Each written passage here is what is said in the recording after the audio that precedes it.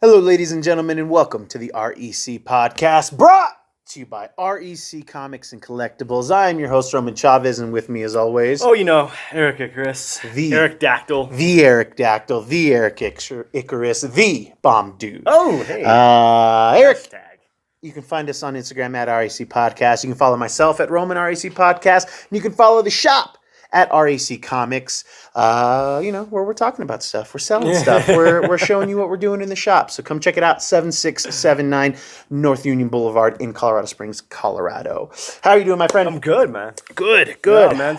Still recovering from the con we did. The con, the holiday. It was a lot of foot traffic. Yeah. It was fine, guys. Thank you to everybody who came out and visited. It was a few weeks ago at this point, but we've been busy. We've been working. Yeah. Erik's back in the working force. He's in and out. Strange. He's in and out of there, and it's been good for us to get along. There's been so much going on in the world. We obviously did our episode last week on No Way Home and Hawkeye. We had another movie come out, something from our childhood, something that revolutionized and Reloaded. Film and Reloaded. You're on nostalgia. And then has now been resurrected. The Matrix Resurrection, guys.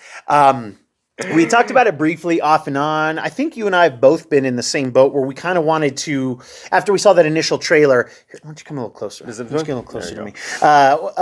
Once that trailer came out, it did remind me of the first time I saw the Matrix trailer. Okay. Spoilers, kids, we're going to talk about it. And unfortunately, Uncle Erik, I haven't seen it. He hasn't seen it yet. Because life. Because things happen, and we want to talk about it. Yeah, and he's going to talk to me, to you, through me to you. So that's how we're going to do this, guys. Because I did watch it. Yeah, you did. I was excited to watch it because I loved the first Matrix, and I really enjoyed the second Matrix. And if I watch 1 and 2, I'm going to watch 3, and I'm always disappointed in 3. Finally there was an HBO Max release that I was really excited to watch when it came out, and it was this. Again, kids, we're going to talk spoilers, so if you haven't watched it, cut off, come back, come talk to us. But yeah, guys, I enjoyed it. It's an enjoyable yet extremely forgettable movie. I was actually trying to talk about Erik before the show started. He was like, let's talk about it on the show. And because I was kind of not struggling, but there's nothing special about it. The things that could have made it special was honestly the things that made the first Matrix special. They really do. You remember into the nostalgia again? Is that where they're going? Yeah. Remember when we watched The Force Awakens and we were like, man, this is really playing into the fan service. Right. Was really just like mainlining. This is that, but without the care. They did update some things that I thought were really, really interesting. And there are things that I don't want to spoil for you because when I saw them, I was like, that was a cool idea. So I'm still going to tiptoe around some things because the things that were very interesting are so worth watching, guys. If you're a Matrix fan at all, go check it out. I'm telling you. I think you're just going to be like, it's better than Revelations. It's not better than Reloaded. It's not. I mean, so we get some returning characters. We get Trinity. We do get Trinity. We do get some people that we weren't expecting to get, and I'll leave it at that. But no Larry. No Larry Fishburne, which we kind of knew. And judging off of that first trailer, it looked like we were going to get a or a Morpheus double of some kind. Something of it kind of... Yeah, like a Morpheus or the son of Morpheus. I don't know. It looked like there was going to be a Morpheus. Orpheus. And it was. It was a little bit of Morpheus. The character, and man, I'm terrible with the actor's name. I'm sorry. He was Black Manta. He was also in The Watchmen. He's great. TV show, and I'm sorry that I don't have his name off the top of my head. But he... is a program that Neo creates in the Matrix to help him. Okay. And he's some of the best parts of Morpheus, but he's also some parts of Agent Smith as well. Okay, I like this. I won't say anything else off of that because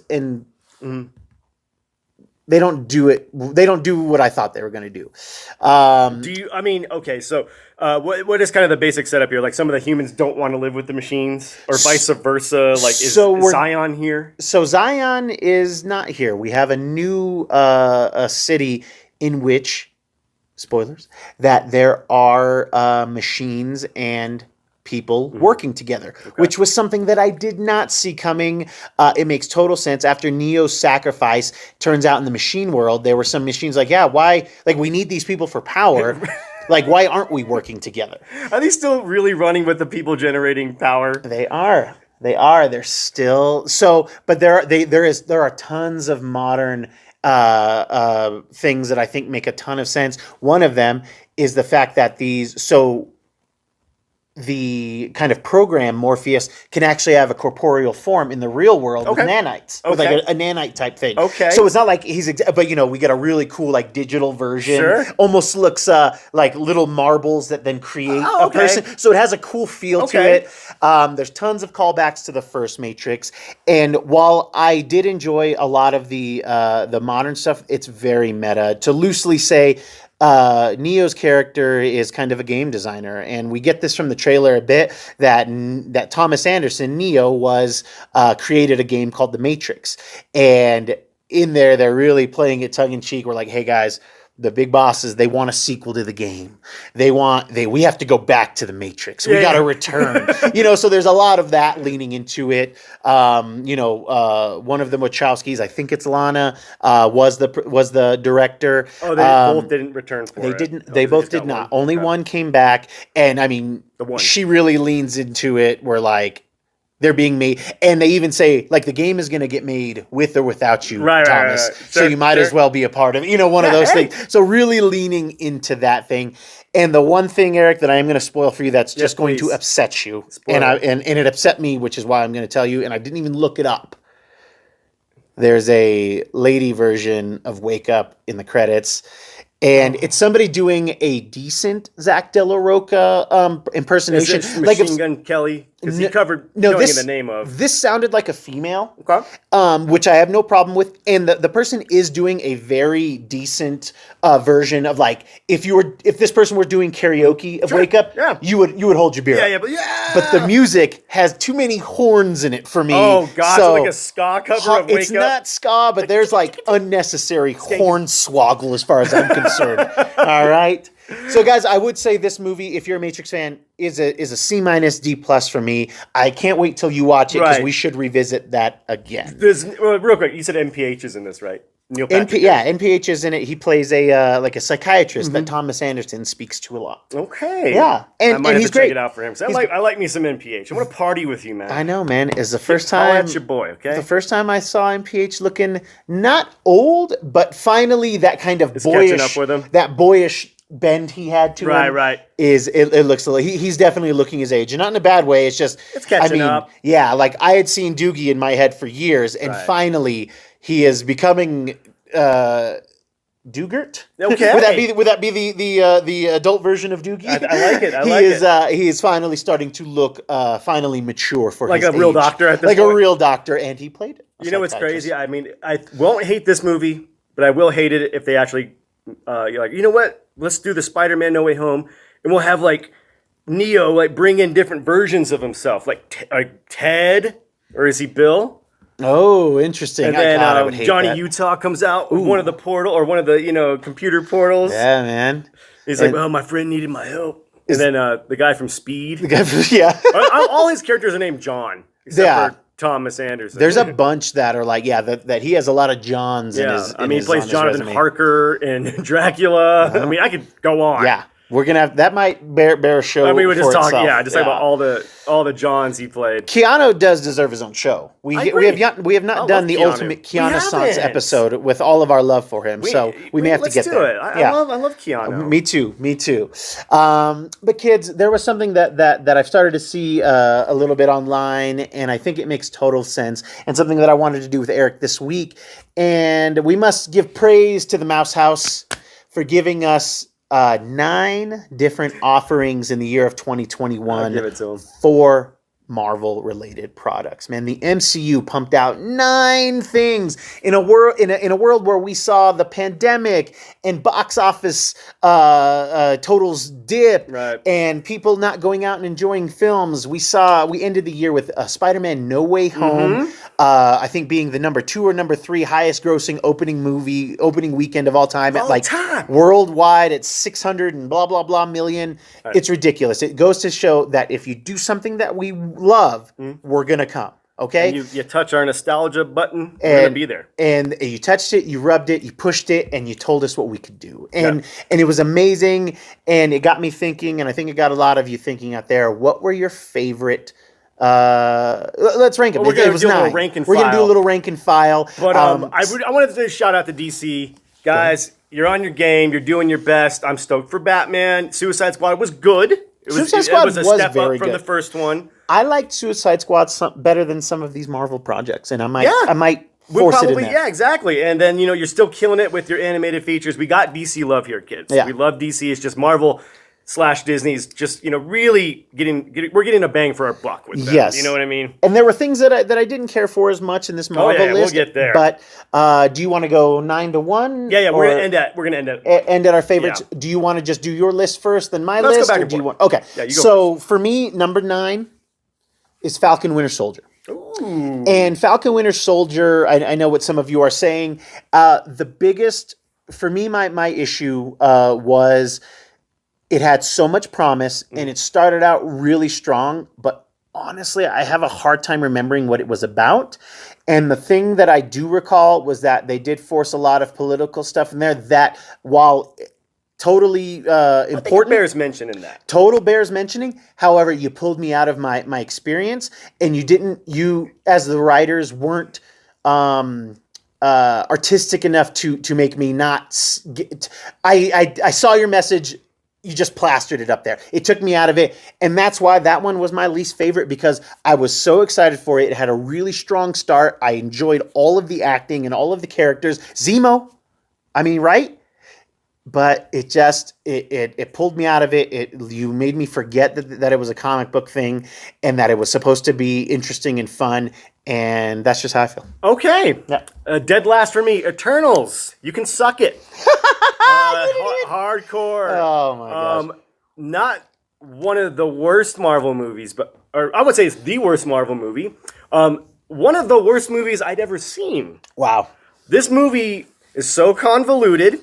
It's trying to be super inclusive, with no, nothing to back it up. It's like okay, we're gonna appeal to everybody with no substance here. It's basically the guy that was trying to do the New Warriors thing. Oh, in the comic books, Kibbles and Schmitz. Kibble Schmitz. Yeah, this is what I think his New Warriors movie would be like. It's like, okay, we got the colored people, we got the white people, we got the deaf person. Like, I'm all for inclusivity. Sure, don't get me wrong, but don't pander. Yes, this was such a pander fest with no story. You threw it was like a DC movie in the middle of a Marvel, in the middle of a MCU. There was it was like Zack Snyder doing his Justice League movie, but at least we had a couple characters, had a couple movies at that point. Yeah. We don't know who these people are. Yes. I will say, beautifully shot. Yeah. I will say, cinematography, the sound design is amazing, by the way. I'll give you that. But as a story, it's flipping terrible. I really hated this movie, and hopefully they just kind of forget it, like Cloak and Dagger, the Inhumans. Yeah. It didn't happen. Well, I agree with you on a lot of those parts. I enjoyed the movie fine. It is on the lower tier of the MCU for me. Fortunately, I had this guy talking it down for so long that it really just kept bringing my bar down. And I totally get why you didn't care for it. I get why people didn't like it.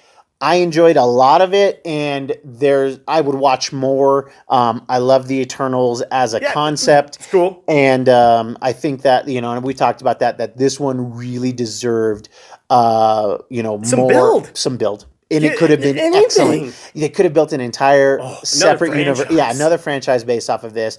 And I don't know why this was such a big misstep. It's unfortunate. It really is. And they dragged my name. They sullied my name. The Icarus name, the good Icarus name. Yeah. I was okay. I mean, I think that there's more there, but I get it. And for me, that was my number 8. I enjoyed it more than I liked Winter, because Falcon Winter Soldier had I was there. I was into it for 2 or 3 episodes, and then it really. Right, and again, right. the kind of the social justice things that they pushed in there that Are you talking about felt Eternals like it. or Falcon? For Falcon Winter Soldier. okay. And for me, everybody was complaining about that in the Eternals before I went to see it. I didn't even notice it. Did you? You didn't? I saw it, but it didn't feel like they were trying to do that to me. Okay. So it worked for me. Okay. My number 8 was Falcon Winter Soldier. There we go. So I think we, you could Mine flip wasn't those. for the same reasons. I can appreciate a lot of the political aspects they were trying to put into there. Yeah. Again, I don't think they handled it. I hesitate to say that, honestly, because it's just they didn't flesh out the ideas enough. It was almost like they were finished writing this whole story, and they're like, okay, we need to put some political messages in there. That's the big problem. I think that's how it came off to me. Yes. And action was great. Well acted. Not hating on anybody. Interesting, plot points. I'm very excited to see more of the Bradley family. Walker. John Walker, again, it's still better than most things we've seen this year. It would be higher on the list if it wasn't going against some juggernauts. Yeah. We got some of the best Marvel stuff this year. So. Oh yeah, some excellent stuff. It would be good. It's fine. Just on the end of the list for me. Better than Eternals, though. This was my first surprise of the list at number 7 for me. And the big surprise is that it's Shang-Chi. And I loved Shang-Chi. I thought it was really good. I've talked about my problems with the story, how I actually felt like it didn't have much of a story, but I liked all of the acting. I liked all of the characters. The fighting was really good. It set up, again, many things that we can play on later. And yeah, Simu Liu is so good. I'm digging more and more Aquafina here and there. Aquapana. If you put Michelle Yeoh in something, I'm going to watch it. And I didn't even know she was in the movie until she showed up. So just great things across the board. Trevor was there from Iron Man 3. Ben Kingsley, it was so great to see him back. But I think from the things that go above it on the list, this was the weakest of the best stories. Right. So what about you? Are we on 7 now? We're on Loki. 7. Wow. I kind of went back and watched an episode or 2 from everything. And honestly, Loki just didn't hold up. I loved seeing Tom Hiddleston back. Oh, of course. Owen Wilson is great in there. It felt like they were like, okay, we need to do some retconning. How can we do this? Yeah. And I felt like this could have been a lot more character driven. Of course, little spoilers here. We get Kang, which is great. And who knows what they're going to do with that. But I will say that a positive for this, besides the acting and the way it's shot, is that, watching a lot of these Disney Plus shows, it's cool because, again, you're tying into these movies. Yes. Now, that's when the big Kang thing shows up in a movie, the people who had watched Loki, and oh, wow. And then, not to say that people who didn't watch it are going to be like, oh, who's that? But it gives it another rewatch value for the show. So maybe this will go up on the list for me when Kang actually shows up in an MCU movie. But again, I just think it was a little too contrived. There's just like a lot of retconning fodder. Was this. It seemed like this whole a lot of this phase was about retconning. They had to. I think they got to. They have to. But they do it in comics too. Yeah. Oh yeah. But at least most of this was very entertaining. Yeah. This isn't Heroes Reborn or New 52 bad. No. Okay, so Shang-Chi for me, Loki for you. Yep. For me at number 6 was Black Widow. I really enjoyed Black Widow. It didn't deserve all the hate that it got. Mine is too. I'm really bummed that I didn't go see this in the theater. This was the only MCU property I have not seen in the theater. If you re-release it, I will go watch it. Because I will too, because I feel bad. It didn't get a fair shot. There were some big action sequences in there that I think would have been even better on the big screen. I love the stuff with the sisters, all of the family stuff. There was some hard-hitting violence in there. Yeah. And it was a really strong way to say goodbye to Natasha, who saved the universe. Pretty much. I'm with you. This is exactly where I put Black Widow as well. I think it just didn't fare well just going straight to streaming. It didn't get a fair shot. Maybe that's why it's a little low on the list, because a Marvel movie is a spectacle. You took the spectacle away from me. Maybe had I seen it in theater, it would be up a little further. Not in the top spots, obviously. I don't understand why they needed to put that why we got this movie when we got it. When they do, well, it was just COVID really messed it up. It did. This is such a COVID thing. Yeah. All of these are, and we see that now as Spider-Man: No Way Home came out. Everything really was relying, like, we needed Black Widow to happen before Hawkeye could happen. Like, there was a lot, like, and thank you, Feige and crew, for doing this, because at least it's much better. When I was trying to convince people to watch Agents of S.H.I.E.L.D., like, oh, do any of the people? It's like, well, Sif shows up, and then they talk about Odin, like, they didn't do enough, and I get why they didn't. But with here, they're blatantly like, oh God, like, you guys have to watch Black Widow before you watch Hawkeye. And if you don't, you're really... you won't be lost, but you're missing out on some moments. For the reasons that Eternals doesn't matter, Black Widow makes Yelena matter more in Hawkeye, because we got to see some beforehand. Mm-hmm. So at number 5, for me, is Loki. Number 5 is Loki for me. Okay. Loki was much higher on my list when I was thinking about this list yesterday and the day before, and it was really good. Again, seeing Tom Hiddleston back, like, that's already nostalgia for us. 2015 Hiddleston, or 2012 Hiddleston. He's been playing Loki for 10 years now. Yeah, and that is, for as long as he's been playing Loki longer. Andrew Garfield was Spider-Man in 2012. Loki shows up in 2011.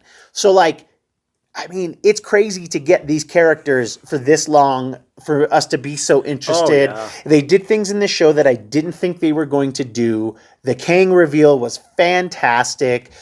Sylvie's a great addition to the universe. The classic Loki, his sacrifice made you care. Oh my gosh, it was such a great thing to see. It was so many good bits. Owen Wilson's character, what was it? Mobius. Yeah. Mobius was, there were so many just hits out of the park that I didn't see coming. Deep cut stuff for the fans. Yeah. The TVA was, that's going to be a big deal. It's got to be, right? I think this is going to carry a lot of the plot points going further. Especially what we're getting next year. I wonder if the reason nothing is being pruned in these post-TVA new Kang type stuff is because this bad guy Kang is like, oh, I can hide in these timelines. Sure. So they won't be able to stop me. And that's why we're not seeing the TVA pruning these things, because obviously we see a new TVA at the end of Loki. Right. Uh-huh. Why wouldn't they prune any of this other stuff that's going on? That's true. Unless this new Kang's influence is like, hey, I want lots of timelines to dance through. Who knows? Pootie Kang. For you, my friend, number 5. Oh, you know what? I'm dancing. What if? What if let me down a little bit? Okay. Not to say it wasn't amazing. I think the other stuff ahead of this was just better for me. That's the only reason. That's the only fault What If had. And this was if you listen to our old episodes, this was what I was most excited for. Mm-hmm. Just being a fan of the comic books. We get a lot of cool reveals in there. A lot of cast returning for voice acting is great. Yeah. I don't know. It just everything else ahead of this was better for me. Sure. Sure, and we're starting. These are the nitty gritties, because for me at number 4 is What If. So for my What If really Marvel Zombies, the Sorcerer Supreme stuff, or what are they calling him? Dark Strange or whatever. Dark Strange. Yeah. They did so many high level concepts in these 35-minute plus shows. Getting to see Uatu, having him fight a Infinity Stone riddled Ultron Vision hybrid. They played out. I didn't know that this show was going to be a what if on the MCU because of the zombie thing. I thought it was going to be, little digestible what if things that were going to have some MCU references, some comic references, and it was that, but more for the MCU. Definitely. Which was brilliant. And with the exception of Bro Thor, that episode, and if that was at the beginning, I think I would have enjoyed that more. But it's as a 9-part series or whatever it was, each episode was really good. They were really heavy. And even the ones that are not as good as the latter episodes, They're still real. Still Like good. Captain Carter is strong. The Star-Lord T'Challa thing is great and really funny, and the Brothor thing, and then everything else is just high action, very interesting. And I think my favorite moment, which I enjoyed it so much because my wife enjoyed it, was I think in the last episode when they bring in all the zombies from the zombie universe to kind of be fodder for Ultron. When you see, it's like we didn't bring all these zombies. We were bringing Wanda, and you see the zombie Wanda, and when she sees Ultron with the Vision face, like it's like there's a weird connection there. And my wife was like, "Oh," because she watched WandaVision, so she understands like there was something there, and that was a cool thing to like to witness. Sure, somebody who's just into the movies and shows, like because they would love each other, like there would be something weird there. Definitely. So I thought that was really, really strong. Heck yeah. All right, number 4 for you. Shang-Chi. Wow. I'm shocked it's as high up there for me, but I rewatched it, and I got to say, aside from the plot being super predictable, everybody in there is hitting home runs. Yeah. Everything about this movie is amazing. Fight choreography, the acting. And then everything you said about it. Yeah. It's just I think it's so high up because I want to know where it's going. This is what I'm most excited for. That's one of the threads. This is a new character I'm on board with. So that's why it's so high up there. I'm like, okay, let's see. We're going with the 10 rings. I want more Aquapana in my life. Well, I'm curious. I since we didn't discuss this beforehand, I assume that our top 2 are probably the same. They might even be a little. If there's a flip, I'd be shocked. And this one was a little tough because at number 2, my favorite Disney Plus show was Hawkeye. Hawkeye really caught me by surprise. Right. I didn't think I was going to enjoy it as much. I love the Christmas motif. I thoroughly enjoy. I'm a sucker for the father figure, older brother, cool uncle, and the lady sidekick of some kind. I'm a big sucker for that. I've always enjoyed that in comics and in shows and movies. Sure. So to get that with Clint Barton and Kate Bishop, I thought that this was just going to be a really weak pretense to just pass the torch on to this young lady who's more relatable and this and that. The kids get her. Yeah, the kids get her. Yeah, like this whole phase is going to be about the new Marvel, and there was some of that, but not to the extent that we could still have Clint Barton. Oh yeah, Clint, he can be around. I would love to see him be around and just be like, in her ear or, her going to get, training from him or whatnot. But they had such great chemistry. There was a lot of fun characters in there. The huge reveal of Wilson Fisk. That is why mine is Hawkeye 2. Same number. Okay, number 2. So we both. I thought we were on 3, homie. We're on 2. So we have 2 more to go after this. I don't think so. We don't? Nope. Because we don't have Spider-Man or WandaVision? Number 1. Oh my God, we were supposed to be on 3. I skipped. I'm so sorry. Hawkeye's number 2. Let's go back. So number 3 for me is WandaVision. Oh, you bastard. Hawkeye's 3 for me. Real quick. I'll tell you what, real quick. Honestly, it's because of the big reveal. I couldn't even keep 9 titles together. Go for it. Okay, big reveal. I'm gonna spoil it, but 3, 2, 1, go 10 seconds ahead. We get a Wilson Fisk / Kingpin reveal in this. And anybody who watches this show knows I'm a diehard Daredevil fan. And for all the reasons you said, that's why I love it too. Yes. But this gives me hope that we will be getting some Daredevil in this current MCU.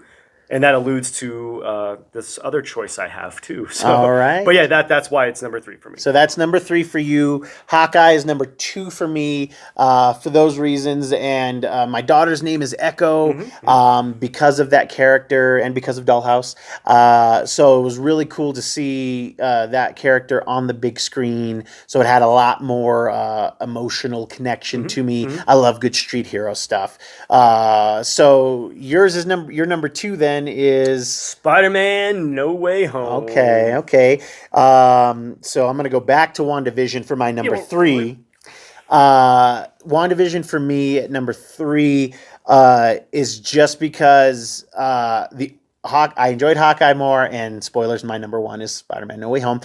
Those two things pulled at my heartstrings much more, but the amount of feeling, I mean, in these top three things, I totally cried in all three films. So for the show WandaVision, getting to see a story that I had literally no connection to, other than there's a Vision story where Vision goes to live in the burbs. There's a House of M story where reality is somewhat changed by Wanda. Those elements are a part of this, but we got something so completely different. And if Hawkeye didn't exist, this would be my number two, because there's just not a lot of, there's more fighting in Hawkeye, and I enjoy the more fighting. And don't get me wrong, the fighting in WandaVision was fantastic, and it's more finger fighting. Yeah, more of that and this, and while cool looking, just not exactly what I was looking for. But the Vision's line, "I have been a voice without form, a body but not human, and a dream made real. I wonder what I'll be next." And just such good stuff. It was really hard for that not to be my number two, but it would be higher if I didn't have so much fun in Hawkeye. Right. All right. So No Way Home is your number two. My number two. And my number one. So let's just tag team it, and I'll give you my number one, which is obviously off WandaVision. And why did that beat out Spider-Man No Way Home? I'm upset. Scarlet Witch has always been one of my favorites. Sure. And I love the relationship of Vision and Wanda in the comic books. It's something that it was woke before woke was a thing. It was taking this love has no shell thing in the books, and it transcended it to the screen very well. Yes, I think that from Age of Ultron, where he's saves her from the train as Sokovia is falling. Obviously, how protective of her that he is in Civil War, and then obviously we get to see them kind of canoodling a bit in Infinity War. Yeah. So to see that actually. I never thought we'd be in a comic book film world where we actually get to see, how many episodes was it? 10 or 12 episodes of WandaVision that was like, did you ever think that they were going to flesh out a show I that never way? thought Scarlet Witch would be a character people are wearing t-shirts They of. love Scarlet Witch. She was so niche, man. Elizabeth Olsen is fantastic, gorgeous, really sells Paul it. Bettany killing it. Everybody on that show killing it. Brought some deep cut characters in there. I don't want to spoil too much, but you just watch it. It's so good. For me, it's number one because I love the tragedy. Yeah, I'm a sucker for tragedy, and I don't cry a lot in movies or just in general, and I was tearing up a couple of times, man. Like I said, I bought with the kids, and then it was hard. Dude, when I was telling your dad about it, man, I was welling up. He was like, "Jesus!" I was like, "Yeah, dude, it hits you, man." There's so much emotion in it. There really is, and there's so much real emotion. We get to grow with those characters. We get to see why they love each other, and we get to see why they could love each other again. Sure, yeah, exactly, right. True love never dies. The crow, baby. Man. So to me, WandaVision is like Joy Division. It's sad, tragic, atmospheric. And Spider-Man No Way Home is like seeing Metallica. Oh, you're getting hits. You're getting pummeled. And you're loving every second of it. I did feel like it was attacking me with all the good stuff. So for me, No Way Home is my number one. It's mine too. Because I had the highest expectations for this movie. I don't know. I don't even think I had this high of expectations for Endgame. I probably did. But I had such high expectations. We guessed everything as a community. Sure. We need to stop doing that, guys, because we're really ruining We're really ruining some of these movies for us. But thank God for Feige and Amy Pascal and the people who are heading up the Sony Marvel film division, because it gave us everything that we thought we were going to get, and then just cherries upon cherries upon cherries.